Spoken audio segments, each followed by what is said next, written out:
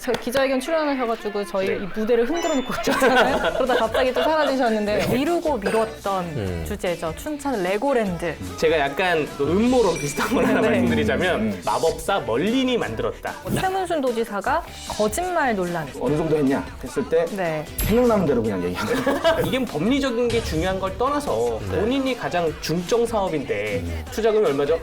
전에 들어왔습니다. 이렇게 답변하니까 독감 백신 그리고 사망. 백신 맞아야 된다. 꼭 맞으세요. 이 자녀들은 네. 맞지 말아라. 어르신들은 또 내가 자녀한테 괜히 걸렸다가 예. 우리 자식들한테 내가 또 폐가 될까봐. 시민들의 어떤 불안감 이런 거에 한편으로는 언론 보도가 이 영향을 좀 미친 측면이 없지 않나. 이번에 이제 새롭게 다시 열리는 지역 축제들 유형들을 보니까 온라인으로 전환한 축제도 있고 온오프를 병행하는 그렇죠. 축제. 네, 지인 중에 행사 기획자가 있는데 맞습니다. 나는 올해는 더 이상 돈벌이가 없다. 그리고 나서 보니까 또 다른 축제를 하고 있더라고요. 온라인 그런 질병 관리를 대응하는 어떤 국가기관이라면 명확하게 답변을 해야 될 의무도 있는 거거든요. 단편적으로 주어지는 포인트에 너무 매몰되다 보면 그걸 보는 시청자나 독자들 입장에서는 불안할 수밖에 없는 거예요. 모든 언론이 그렇게 떠들고 있으니까. 그 축제를 VR을 연결을 해서 여기에 더해서 냄새까지 이렇게 사업을 제안을 해야 되는데.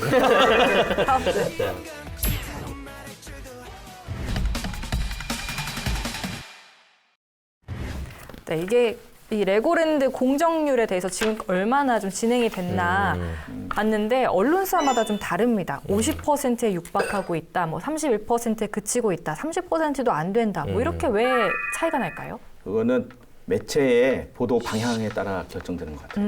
네. 그러니까 내가 요거 좀 이렇게 좀 잘 되는 걸로 좀 해봐야겠다. 그러면 본공사 50%. 다 포함한. 근데 이거 좀 되게 더디고 그런다 그러면 전체 공정률 봤을 때 한 28% 정도 뭐 이렇게 해서 하는 거고 만약에 50% 넘었어도 거기서도 49%라 그러면 아직 절반도 안 됐다. 그리고 어디는 절반에 육박했다. 이렇게 하는 거죠. 사진도 마찬가지니까. 그렇죠. 뭐 네. 철골 막 찍는 사진이 있고 전체를 멋있게 탁 하는 사진이 있고. 그 방향에 따라 다른 게 아닌가 이렇게 싶어요. 그렇죠. 그게 이제 일단은 그 큰 맥락을 조금 그 쉽게 설명해 주는 기사들이 조금 적었던 게 전 좀 아쉽게 좀 봤는데 지금 말씀하신 것처럼 언론사마다 보도 방향들이 약간씩 다른 것 같아요. 그래서 어떤 시민사회단체에서 요구하는 것들을 적극 부각하는 것 또는 야권에서 문제 제기하는 의혹들을 부각하는 기사. 반면에 신문들의 논조는 전체적으로는 어떤 기대 효과 또는 이 사업이 지역사회의 또 새로운 성장의 어떤 전환점이 될 것을 내포하는 그런 뉘앙스가 있는 기사들도 좀 많이 있는 것 같아요. 그래서 그 전체적으로는 지금 공정률에 대한 얘기도 그렇지만 일단은 그 독자나 시청자들이 이 레고랜드 사태를 어떻게 바라봐야 되는지에 대한 좀 상세하고 친절한 좀 해설이 좀 필요하지 않을까. 정보는 많은데 이 정보 중에 어떤 걸 내가 취사 선택해서 들어야 될지를 잘 모르겠어요.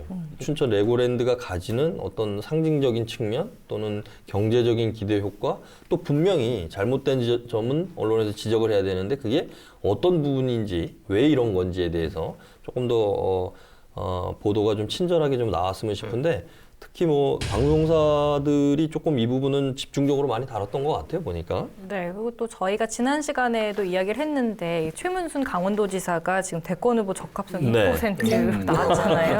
근데 이게 아무래도 이 최문순 도지사의 중점 사업인 만큼 이 예. 레고랜드가 앞으로의 행보에 좀 영향을 끼칠 것 같습니다. 좀 어떻게 보세요? 저는 이 레고랜드의 정무적인 포인트가 세 가지가 있습니다. 네. 그중에 하나가 이 최무순 지사의 요직 가능성인데 예. 최무순 지사가 친문 친노 어디에도 속하지 않아서 청와대가 정권 하반기에 요직에 중용하기에 굉장히 좀 맞춤형 인재입니다. 그렇죠. 네. 근데 이 레고랜드가 발목을 잡을지 더 띄워줄지에 대해서는 뭐 개장 이유를 봐야 되고요.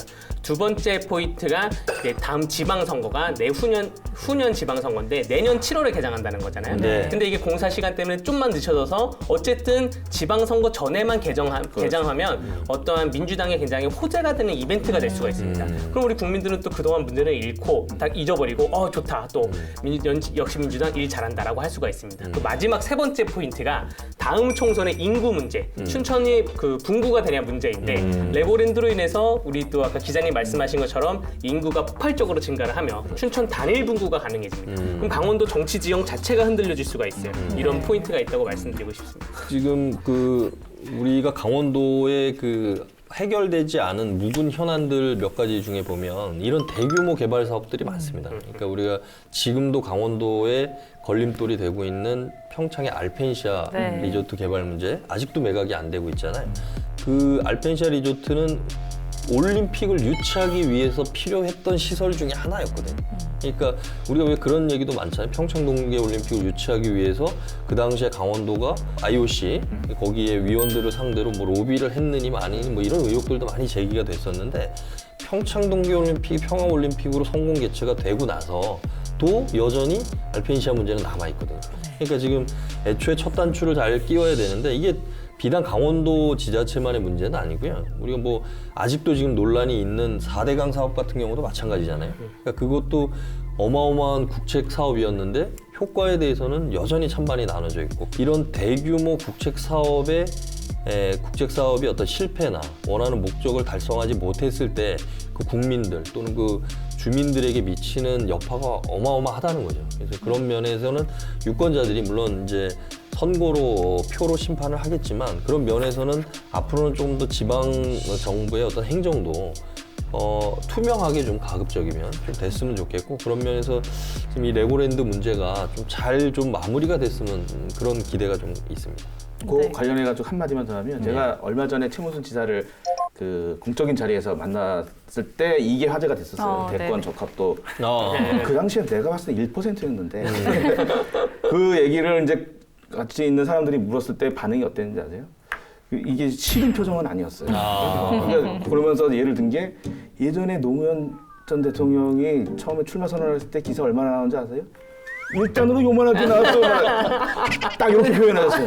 요만하게 나왔어. 근데 그런 말씀하시는 표정을 볼 때 이게 잘 됐으면 좋겠다 하는 기대감이 있으신 거 아닌가 싶더라고. 저 하나만 보태면 최무순 지사님의 관운에 대해서 이분이 그 MBC 노조위원장 하시다가 MBC 사장하고 국회의원 비례대표하고 도지사까지 불과 5년이 안 걸려요. 다다다다다 가기 쉽지 않아요, 진짜. 쉽지 않은 네. 그런 관운이 있다는 거. 그걸 또 말씀. 그렇죠. 근데 관운이 있지만, 그러니까 그런 게 준비가 됐고 기회가 주어졌을 때 잡을 수 있는 뭐 역량도 뒷받침이 됐다고 봐야 되는 거죠. 네. 그리고 또 레고랜드 얘기를 또 계속 해보자면 이 춘천 시민분들은 좀 답답할 것 같아요. 애초에 처음 레고랜드 생긴다 할 때는 2015년에 개장한다고 했는데 그렇죠. 계속 미뤄지고 이번에 내년 7월엔 개장을 하긴 할까 이런 생각이 좀 드실 것 같아요. 근데 춘천 시민이시잖아요. 그러니까 뭐 중도에 대한 기억들도 많으실 것 같은데 좀 이야기해 주실까요? 전 뭐 개장은 뭐 반드시 해야 된다고 보고요. 이제는 뭐 돌이킬 수 없을 때가 왔습니다. 그 뭐 아픈 살은 도려내고 개장을 하되 네. 좀 뭐 춘천의 특색에 맞게 요즘에는 각 그 도시나 혹은 조형물도 레고로 많이 만듭니다. 상징성 있게. 우리 네. 춘천에 뭐 지금 딱히 떠오르는 거를 뭐 소양강 처녀상이던가 네, 뭐 봉이산이라던가 이런 레고 작품을 좀 만들었으면 좋겠고요. 이게 들어오면 이 지자체가 이제 그 운영사한테만 맡기지 말고 레고를 이용한 그렇죠. 마케팅을 해야죠. 마케팅이나 공모전이나 뭐 춘천을 강원도를 연관시키는 이런 좀 잘 꾸며서 레고랜드가 성공적으로 운영이 되기를 좀 기도합니다. 제가 아까 말씀드린 빌룬드에서도 그런 식으로 이제 해가지고 성공한 케이스예요. 그러니까 마을 자체를 다 레고 블록으로 이제 뭐 정류장을 만든다든지 휴게소를 만든다든지 해가지고 도시에 내리는가 동시에 이제 꿈과 희망의 나라로 이제 그렇게 들어가는 기분을 만든 거예요. 그러니까 춘천시도 그렇게 고민을 하고 있지 않나 이렇게 싶더라고요. 뭐 해외 레고랜드를 가보진 못하고 동영상으로만 이렇게 봤는데 거기가 이제 일반적인 어떤 뭐 놀이시설이나 이런 거하고 다른 게 아까 말씀하신 호텔 자체도 레고 블록식으로 이렇게 해갖고 만들어 놨더라고요. 네. 내부도 이렇게 꾸며놓고. 그러니까 이 고객들이 한 번만 오고 안 오는 개념이 아니라 계속 오게끔 콘텐츠가 바뀐다 그러더라고요. 그러니까 우리가 보면 과거에 이렇게 애니메이션 어떤 콘텐츠 같은 경우가 물론 이제 애니메이션이 먼저 나오고 장난감으로 나오고 뭐 이런 경우도 있지만 이게 레고는 좀 거꾸로인 것 같아요. 레고라는 장난감이 애니메이션으로 바뀌고 이게 테마파크로 연결이 되고 근데 그 애니메이션이 계속 새로운 창작물들이 나오더라고요. 그러니까 뭐 예를 들어 5살 때 갔던 애가 7살이나 8살에 또 가야 되는 거예요. 왜? 콘텐츠가 바뀌니까. 그러니까 이런 면에서는 글로벌 테마파크가 가지고 있는 어떤 그 마케팅의 어떤 장점들도 분명히 있기 때문에 춘천이 가지고 있는 다양한 경쟁력과 플러스해서 또 이 레고랜드가 시너지 효과를 낸다면 지역에서도 물론 뭐 이게 이미 그 각종 이제 춘천의 뭐 부동산 가격이라든지 여러 부분에 투입이 돼 있을 거예요. 기대치가 벌써 반영이 돼 있지 않을까 싶어요.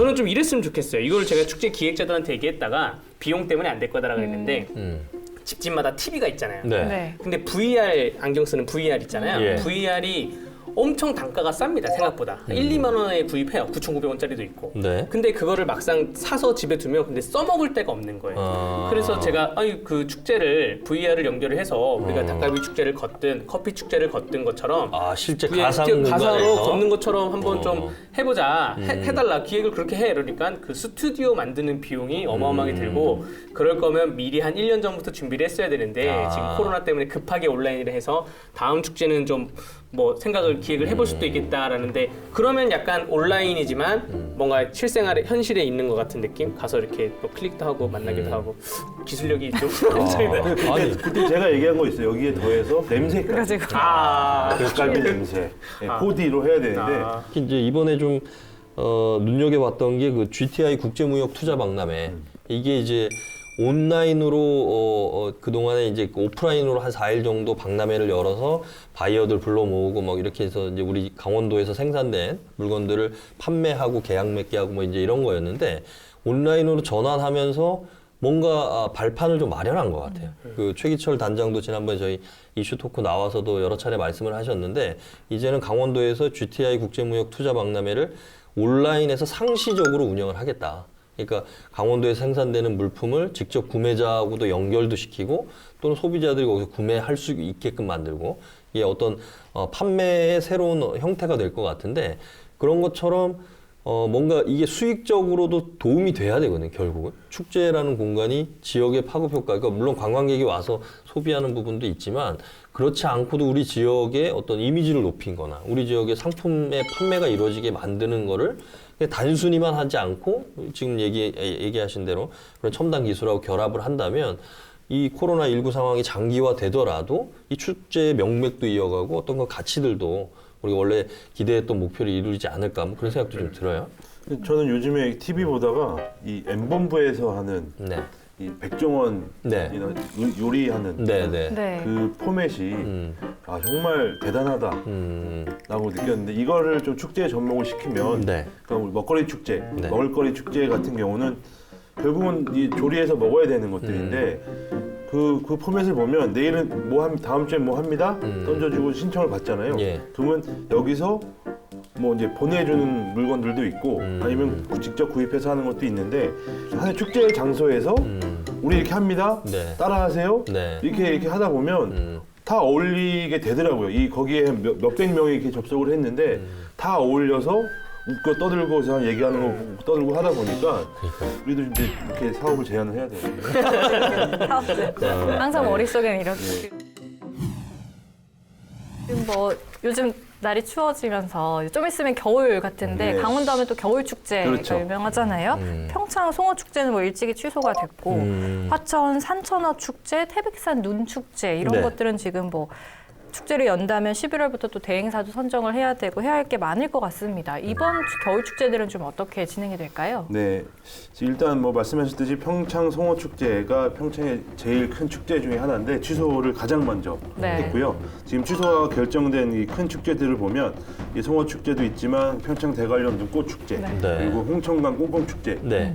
지금 이 축제 취소를 그러니까 결정이 결정했습니다. 됐고요. 그리고 지금 현재 아직 결정을 못한 게 예. 이 산천어 축제 예. 그리고 이제 태백산 눈 축제 두 개 아. 정도가 있는데 빨리 좀 해야 될 것 같고요. 지금 화천군은 어떻게 보면 이 축제를 해야겠다라는 의지가 있어요? 의지가 있는 걸 좀 아는 게 화천 산천 축제는 아시겠지만 축제 하나가 어떻게 보면 하나의 그 화천 군민들이 먹고 사는 하나의 이 돌파구라고 봐도 무관한데 네.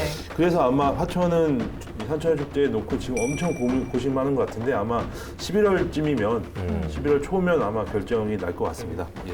근데 우리가 그 지금 코로나19 상황도 상황이지만 우리가 전에도 이제 강원 기자회견에서 이 주제를 다뤘었던 기억이 나는데 기후변화 문제도 또 남아있어요. 그렇죠. 네. 그러니까 화천 산천어 축제나 태백산 눈 축제나 홍천강 꽁꽁 축제 이런 것들이 다 기후, 그러니까 추위, 눈, 얼음 이런 것들을 이제 기반으로 만들어진 축제들인데 기후 변화 때문에 사실은 그 기상 상황이 너무 많이 다르게 변해가고 있잖아요. 그래서 하천 산천어 축제도 올해 축제가 얼음이 얼지 않아서 어려움도 있었고 또 거기에 코로나까지 겹치는 이제 문제점이 좀 있었는데 그런 면에서는 이 지역이 우리 지역을 대표하는 겨울 축제들은 코로나19 상황과 더불어서 이 기후 변화 위기에 어떻게 콘텐츠를 대응을 할 것인가. 그러니까 그게 앞서서도 얘기했던 첨단 기술하고 접목을 하든, 그러니까 기존의 방식대로 화천 강이 다 얼어 있는 곳에서 구멍을 뚫고 얼음 낚시를 하는 방식은 뭔가 변화가 꼭 필요하지 않을까. 그건 얼음 문제도 있을 거고 사람이 밀집했을 때의 문제도 있을 거고 물론 지자체에서도 상당히 좀 어려움이 많습니다. 왜냐하면 화천 산천어 축제뿐만 아니라 태백산 눈 축제도 그렇고 기본적으로 모든 1년 수입의 상당 부분을 거기에 좀 의존하고 있는 부분도 있잖아요. 그거에 대한 변화를 어떻게 이끌어갈 것인가에 대한 고민들이 좀 빨리 답이 나왔으면 좋겠어요. 저는 아마 겨울 축제는 이제 트윈데믹, 동시 유행의 결과에 따라서 판로가 갈릴 것 같은데 그럼에도 불구하고 좀 축제를 열었으면 좋겠는 것이 지금 우리나라 국민들이 여름에 휴가를 많이 못 가서 많이 몸도 찌뿌둥하고 또 해외여행은 또 못 가고 그렇기 때문에 제주도가 지금 만석이고 매 주말마다 서울 양양 고속도로가 금요일 꽉 차서 뭐든지 저도로 꽉 찹니다. 그래서 수요는 충분히 있다는 것이죠. 안전장치를 충분히 가동해두고 우리 산천어 축제든 눈꽃 축제든 준비를 해두면 수요는 충분히 있어서 수익 창출 혹은 강원도 경제 발전에 충분히 도움이 될 수도 있다라고 저는 약간 긍정적으로 생각을 합니다. 그래서 우리 공무원분들께서 좀 고생하시되 잘 고민하셔서 축제를 좀 열었으면 좋겠다는 생각이 듭니다. 근데 여기 접경 지역 같은 경우는 지금 최근에 화천에서 그렇죠. 아프리카 돼지열병 발병이 되면서 그 전에 우리 작년에 최문순 군수님이 산천어 축제 개막 브리핑을 하면서 개최 브리핑을 하면서 이랬거든요. 기자들한테 그까지 돼지열병. 이러다 큰 코 다친 거네. 왜냐면 화천에 그렇게 농가가 많이 없어요. 생각보다. 그래서 몇 농가 안 되는데 철원에 많잖아요. 철원에 많은데 우린 이런 얘기를 다 때려 잡으면 됩니다. 너무 걱정하지 마세요. 이렇게 얘기했는데 걸렸죠. 물론 시기적으로 좀 많이 떨어져서 떨어져 있죠. 축제 때문에 걸리진 않았지만 그래서 그만큼 근데 최근에 이제 그렇게 확진 농가가 나오면서 더 위축이 된 상황이고 여기 코로나19가 이제 계속 백신도 계속 미뤄지고 있고 이런 상황에서 아마 이번에는 그렇게 쉽게 판단을 한다라고 판단을 못 할 것 같습니다. 그러니까 자치단체장들 이렇게 만나 뵈면 지자체마다 그 축제가 차지하는 비중이 워낙 크기 때문에 물론 이제 일부는 온라인으로 지금 전환을 해서 개최를 하고는 있지만 사실은 그게 오프라인 축제를 열었을 때만큼의 기대 효과가 나오진 않는 게 왜냐하면 처음 해보는 거기 때문에 그것도 좀 발전이 돼야 되겠지만 근데 지자체장들 입장에서는 본인 재임 중에 뭔가 이게 계속 유지가 되거나 발전이 돼야지만 또 재선하고 삼선하셔야 되니까 그런 욕심들이 다 있으시단 말이에요. 근데 그런 면에서 지금 대외적인 어떤 변수들, 이런 코로나19 상황이라든지 또 아프리카 돼지열병이라든지 또 다른 또 문제가 생기는 경우가 있기 때문에 그러니까 이거를 어떻게 조화를 할 거냐에 대해서 고민을 많이 하지만 우선적인 게 있는 거죠. 꼭 해야 되는 부분을 먼저 생각을 하고 그 다음에 차선책도 찾다 보면 방법이 나오지 않을까 싶은데 그러니까 너무 강행하다가 나중에 걷잡을 수 없을 때는 그거는 오히려 더 안 하니만 못하는 경우가 또 나올 수가 있어서 다행스러운 거는 지금 말씀하신 대로 좀 특이한 건 그거예요.